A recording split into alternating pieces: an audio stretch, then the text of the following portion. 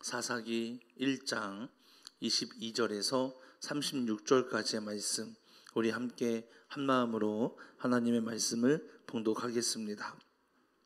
요셉 가문도 베델을 치러 올라가니 여호와께서 그와 함께 하시니라. 요셉 가문이 베델을 정탐하게 하였는데 그 성읍의 본 이름은 루스라.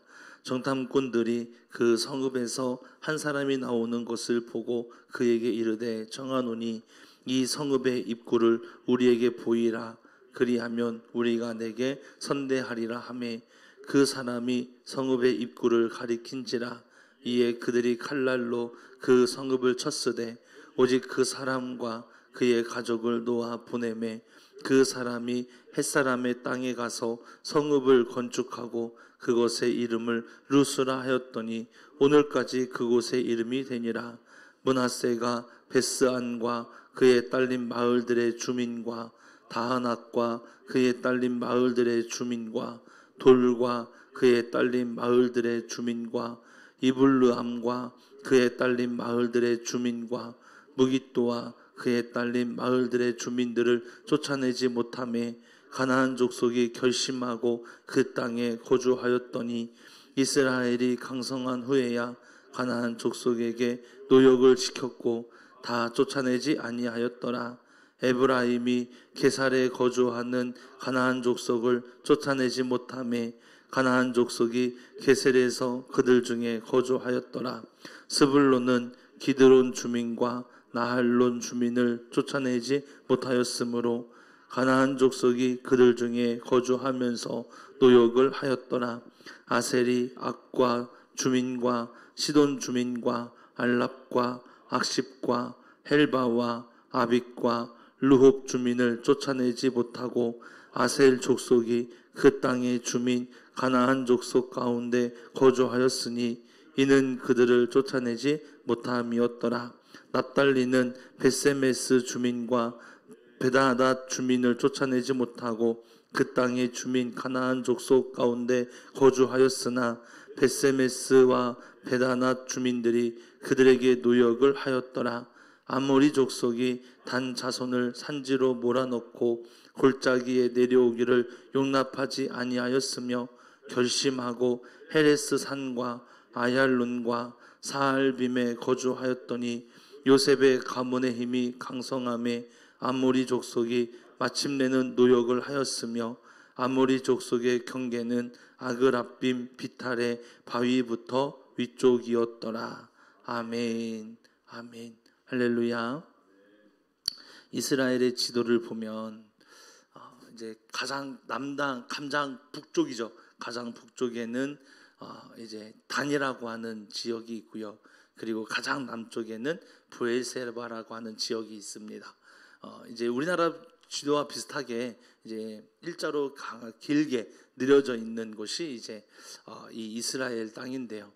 이스라엘의 땅이 지금 이스라엘이 가나안을 정복하면서 이제 지도를 형성하는 가운데 있는데 남쪽에서부터 이제 정복해 가는 거예요. 자, 큰 전쟁은 여호수아가 다 끝냈습니다. 다 끝냈기 때문에 이제는 그 안에 작은 지파들, 작은 족속의 마을 주민들, 이 사람들을 이제 쫓아내고 그 땅을 차지해야 되는 거예요. 자, 땅 분배를 하게 되면 지파별로 땅을 분배하고 그 분배한 땅 가운데에서 가문별로 땅을 분배합니다. 그 가문별로 땅을 분배하고 한 성읍을 주겠죠. 그 성읍 가운데에 또 이제 가정별로 또 땅을 분배해 주는, 이렇게 해서 이스라엘 사람들이 모든 사람들에게 이제 스스로 농사를 짓고 스스로 살아갈 수 있는 힘을 주기 위해 그렇게 땅을 분배하는, 이것이 하나님 나라거든요. 그러니까 하나님 나라는 불공평이 없어요. 다 공평하게 이루어지게 되는 거예요. 그렇게 땅을 분배하기 위해서 이제 정복해 가라라고 이야기했을 때, 우리가 어제 말씀해 보았던 것처럼 유다 지방은 남쪽이죠. 남쪽은 그래도 땅을 정복하는데 성공을 하게 됩니다. 물론 유다라고 하는 지파에서 유다가 반은 성공했고 반은 실패하는 모습을 보여주었지만 그래도 갈렙과 우시엘에 의해서 정복해가는 하나님의 나라를 이루어가는 은혜가 함께하는 것을 볼 수가 있었습니다. 마지막에 뭐라고 나왔냐 하면 베냐민이 예루살렘에 있는 사람들을 쫓아내지 못하고 그들과 함께 거주하였더라 라고 하고 이제 말씀이 마무리가 되는데, 여기서부터 이제 위로 이제 조금씩 이제 올라가는 거예요.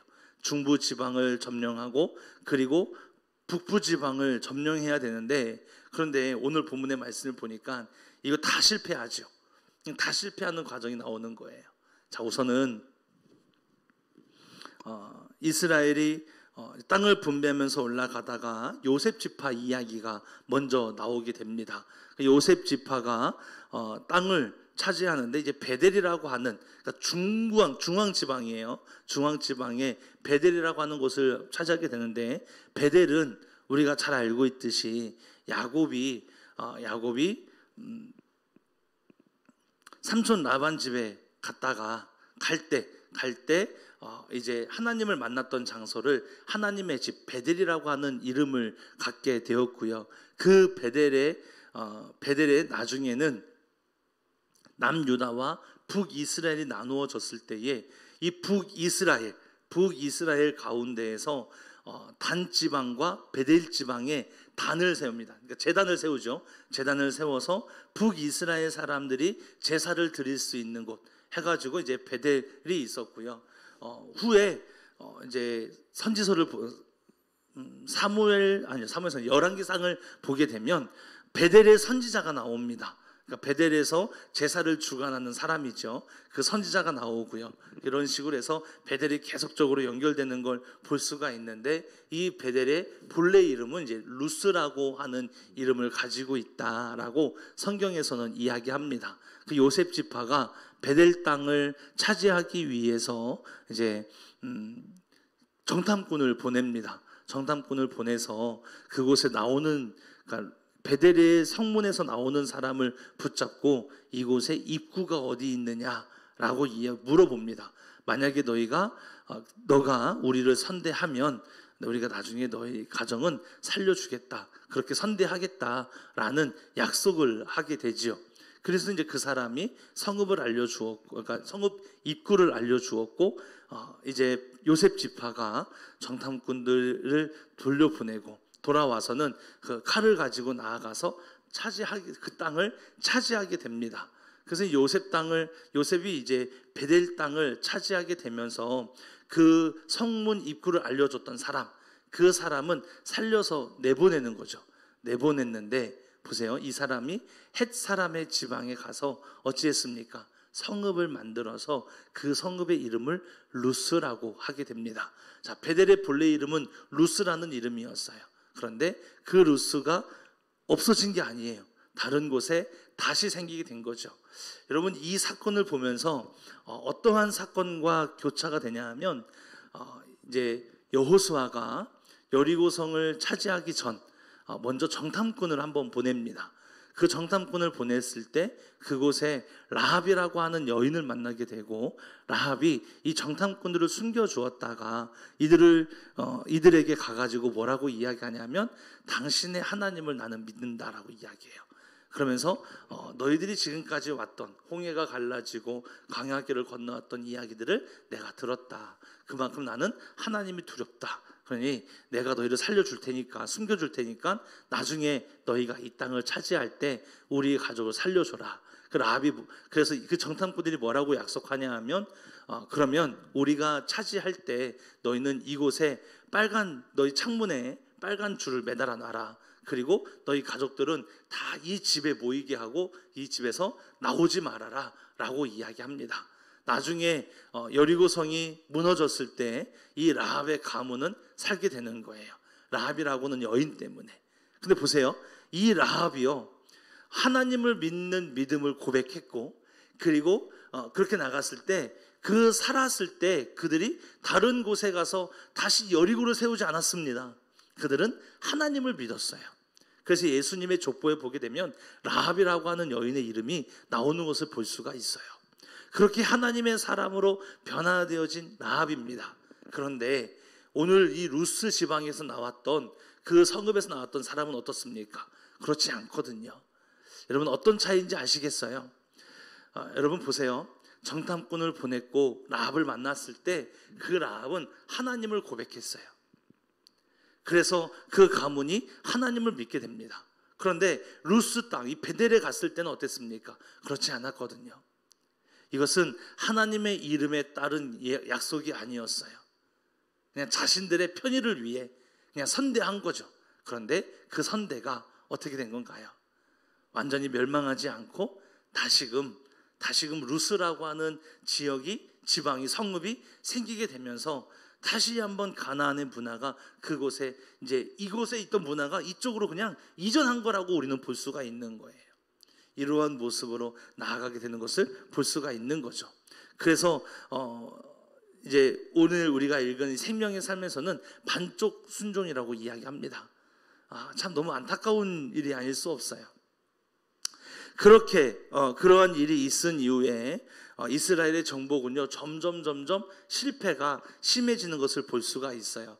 27절에서는 므낫세 지파, 29절에서는 에브라임 지파, 30절에서는 스불론 지파, 31절에서는 아셀 지파, 33절에서는 납달리 지파, 34절에서는 단 지파 이렇게 나오는데요. 여러분 공통적으로 등장하는 것이 무엇이냐면 가나안 족속을 노역을 시켰다라고 나오고요. 또 하나는 다 쫓아내지 못하였다라고 하는 공통된 분모가 나오게 됩니다. 하나님의 명령과는 다르죠. 하나님의 명령은 뭐였습니까? 이들을 완전히 다 쫓아내라는 거였어요. 그런데 이들의 힘이 강대해지니까 이들을 쫓아내지 아니하고 노역을 시키기 시작하는 거예요. 또 한 지역을 보게 되면 어떤 지역에서는요 완전히 쫓아내지 않고 오히려 그들의 힘에 밀려가지고요 흡수하지 못하고 그냥 공존하게 되는 거예요. 그러다가 이스라엘의 힘이 커지니까 그때서야 가나안 족속에 노역을 시켰다라고 이야기하죠. 단지파는요 마지막에 나오는 단지파는 오히려 쫓겨났습니다. 쫓겨났어요. 이러한 일들이 있어요. 나중에 이스라엘이 그 요셉 지파가 도와줘가지고요 그때서야 이 가나안 족속에 들어가서 그 아모리 족속이죠. 그들을 완전히 굴복시키고 그들을 노역을 시키는 것을 볼 수가 있습니다. 여러분 보세요. 어떠한 차이였을까요? 왜 이들은 실패할 수밖에 없었을까요? 나중에 전쟁에서는 실패할 수도 있습니다. 질 수도 있지요. 그런데 나중에 그들이 힘이 강대해졌을 때는 어떻게 했어요? 그들을 쫓아내지 아니하고 강제로 노역을 시켰다. 그러니까 노예 생활을 하게 만들었다. 자신들의 손은 더럽히지 않고 자신들은 땀 흘리지 아니하고 가나안 그 원주민들에게 일을 시키면서 그렇게 그 땅을 차지하게 되는 그러한 일을 행하게 되는 거죠. 무엇인가요? 하나님의 말씀에 온전한 순종이 이루어지지 않았다라는 거예요. 온전한 순종이 이루어지려면 이 사람들을 다 쫓아내야 되는 거예요. 그래야 하나님의 순종이 이루어지는 거예요. 하나님께서는요 가나안 땅에 들어갔을 때 이 땅에 살고 있는 원주민들을 다 쫓아내라고 이야기합니다. 왜 그럴까요? 그들의 문화가 그곳에 남아 있으니까. 혹 이스라엘 사람들이 그들의 문화에 빠져서 우상을 섬기고 잘못된 문화를 받아들임으로 하나님을 보지 않는 어리석은 행동을 할까봐 하나님께서 그들을 다 쫓아내라고 한 거예요. 그런데 쫓아내지 않았어요. 하나님의 말씀에 순종하는 것 같았는데 온전한 순종을 이루지 못해요. 그 결과가 사사기 시대를 초래하게 되는 거예요. 여기에 대한 이야기가 앞으로 쭉 전개가 될 겁니다. 사사기 시대의 반복적인 생활 아시잖아요. 그들이 점점 하나님을 잊어버리게 됩니다. 그리고 우상을 섬기게 돼요. 결국 이로 인하여서 하나님의 심판을 받고요. 그 심판을 받자 이스라엘 사람들이 깨닫고 하나님 앞에 회개를 합니다. 하나님 앞에 회개를 했더니 그때서야 하나님께서 그들을 구원하기 위해 사사를 보내주시는 거예요. 사사를 보내서 이스라엘의 하나님의 구원을 이루게 하시고 그렇게 평화를 만들어냅니다. 그런데 그 사사가 죽으면 다시 우상을 섬기는 이러한 일들이 계속적으로 반복하는 것이 이제 사사기의 말씀이 되는 거예요. 여러분 신앙생활은요 하나님을 향한 믿음을 갖는 거예요. 유다 지파에 성공적인 점령이 있을 수 있었던 정복 이야기가 나왔던 이유가 뭐였습니까? 하나님이 그들과 함께 하셨기 때문에. 그러다가 언제 실패했습니까? 철병거를 보았을 때. 철병거를 보았더라도 말씀을 믿고 담대히 나갔으면, 순종하고 그리고 나아갔으면 분명히 그 땅을 차지했을 거예요. 그런데 그들은 철병거를 보자 두려워서 결국은 그 전쟁에 실패하는 모습을 갖게 됩니다. 그리고 이후에 계속적으로 이스라엘 사람들은 정복에 실패가 되는 거예요. 사실 여러분, 정복에 실패한 겁니까? 아니요, 실패하지 않았어요. 왜냐하면 그 땅을 차지했으니까. 들어가서요, 그 땅을 차지했어요. 그런데 왜 실패라고 이야기할 수밖에 없냐면 하나님의 말씀에 온전한 순종을 이루지 못했기 때문에 그런 거예요. 하나님의 말씀은 다 쫓아내는 거였어요. 그런데 이들은 쫓아내지 아니하고 같이 살아가는 것을 생각했죠. 이것이 실패라는 거예요. 우리가 신앙생활을 이루는데 하나님의 말씀에 온전히 순종하며 나아가는 것이 성공의 길인 줄 믿습니다. 세상의 기준과 하나님의 기준은 다른 거예요. 세상의 기준과 우리의 기준은 달라야 돼요. 세상의 성공과 우리의 성공은 다른 거예요. 우리의 성공은 조금 부족해도, 조금은 세상의 기준과는 미치지 못하는 그러한 모습 가운데 있다 할지라도 하나님의 말씀에 순종하는 것이 진정한 성공이며, 하나님의 말씀에 순종하는 것이 진정한 은혜인 줄 믿습니다. 그것이 바로 신앙생활인 거예요. 우리의 신앙생활은요, 하나님의 말씀을 온전히 따라가는 삶이 되어야만 합니다. 그렇게 하실 수 있을까요? 우리 이전까지 우리의 살았던 삶들을 돌이켜보면서 혹 순종하지 못했던 모습이 있다 한다면 우리 같이 회개하시고요, 지금부터 결단하셨으면 좋겠어요. 지금부터 우리가 주님 앞에 서는 그날까지, 주님 앞에 여러분이 먼저 갈지 우리가 먼저 갈지 제가 먼저 갈지 알 수 없어요. 누가 먼저 가는지 이게 중요한 게 아니라 어쨌든 우리는, 우리의 끝은 하나님 앞이에요. 우리는 하나님 앞에 다 설 거예요. 그때까지 여러분, 우리 이 땅에서 하나님의 나라를 이루기 위해 하나님의 말씀에 온전히 순종할 수 있는 하나님의 거룩한 백성 되기를 소망합니다. 그것이 하나님의 기쁨이며 소망인 줄 믿습니다. 사랑하는 우리 모든 성도님들이 그 하나님의 말씀에 온전한 순종을 이루며 하나님의 영광을 바라보는, 그렇게 하나님의 축복을 마음껏 누리며 살아가는 사랑하는 우리 모든 성도님 되기를 주님의 이름으로 축복합니다. 기도하겠습니다. 하나님, 하나님의 놀라운 사랑을 믿고 순종하며 하나님의 뜻을 이루어가고 하나님의 나라를 이룰 수 있는 사랑하는 믿음의 자녀가 되게 하시고, 사랑하는 성도님들의 가정이 되게 하시고, 사랑하는 성도님들의 가문이 되게 하여 주옵소서. 그리고 하나님 내포중심 교회가 되게 하여 주옵소서. 하나님의 뜻을 이루며 하나님의 영광을 이루며 하나님의 나라를 이루어가는 하나님의 거룩한 자녀들 될 수 있도록 함께하여 주시고, 하나님 이전에 우리가 어떠한 삶을 살았는지, 하나님 이전 것은 지나갔으니 보라 새 것이 되었도다 말씀하셨으니, 이전에 있었던 일들 때문에 내 마음에 어려움을 갖지 않게 하여 주시고, 이제부터는 살아계신 주님만 보게 하시고 살아계신 하나님만 따라가는 믿음의 자녀, 거룩한 자녀가 될 수 있도록 인도하시고 축복하여 주옵소서. 하나님만 보게 하시고 하나님만 따라가게 하시고 하나님만 의지할 수 있는, 하나님의 말씀만 온전히 순종하는 사랑하는 모든 성도님 될 수 있도록, 축복된 하나님의 자녀가 될 수 있도록 동행하여 주옵소서. 감사드리며 예수님의 이름으로 기도했습니다. 아멘. 아멘.